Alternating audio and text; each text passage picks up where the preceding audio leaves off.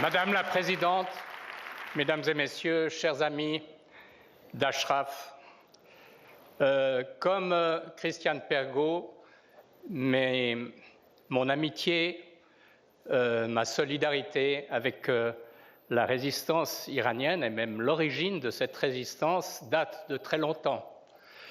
Et je suis en train de me rendre compte, c'est que ça s'est passé il y a plus de 40 ans. C'était l'époque où, comme avocat et comme militant, je défendais la cause des opposants au Shah d'Iran.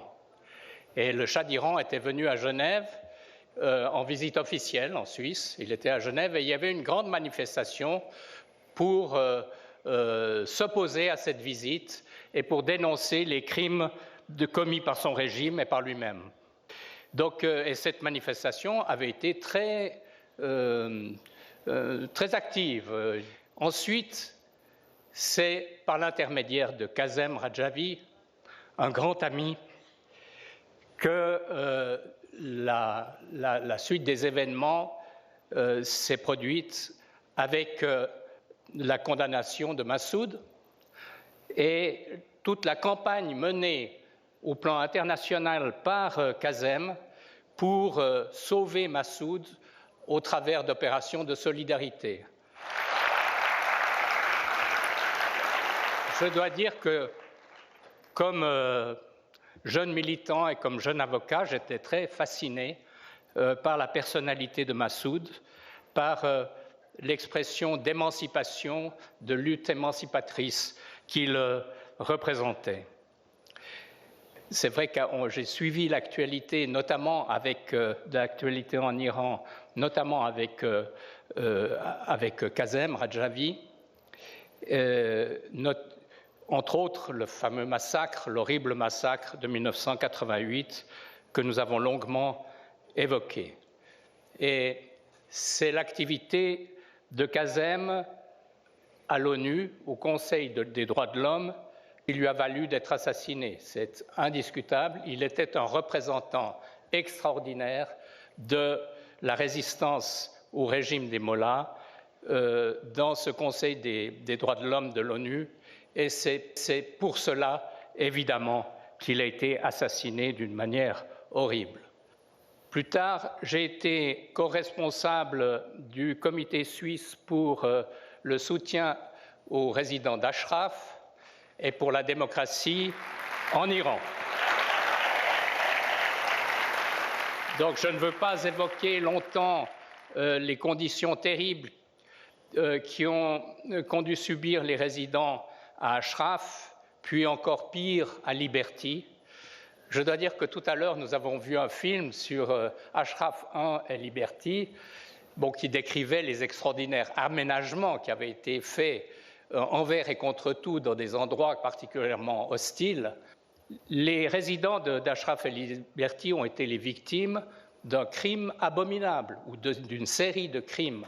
Mais comme on le sait, le régime iranien lui-même est fondamentalement criminel.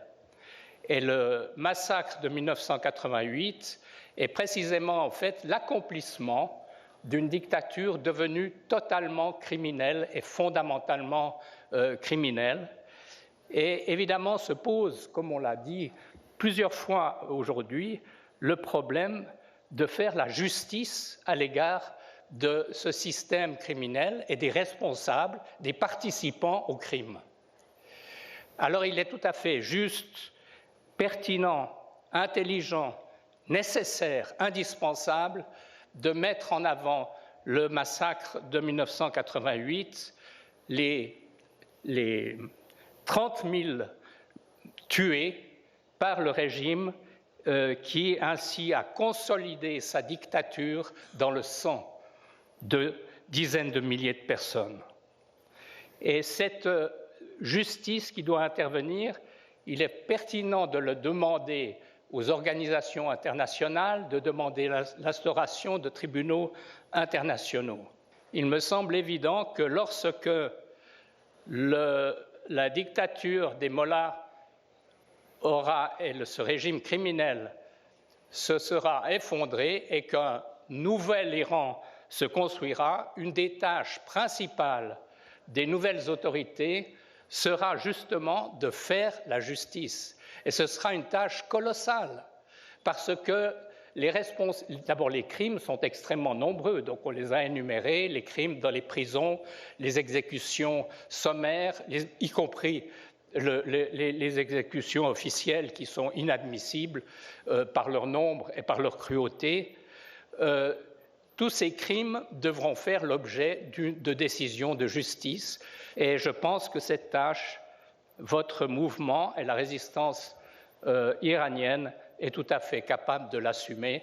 Ça devrait être une des tâches essentielles pour reconstruire un pays démocratique, un pays libre, un pays égalitaire, un pays laïque, enfin une nouvelle république de l'Iran qui, nous l'espérons tous, et ça a été répété à maintes reprises aujourd'hui et hier déjà, c'est une perspective qui est pour demain.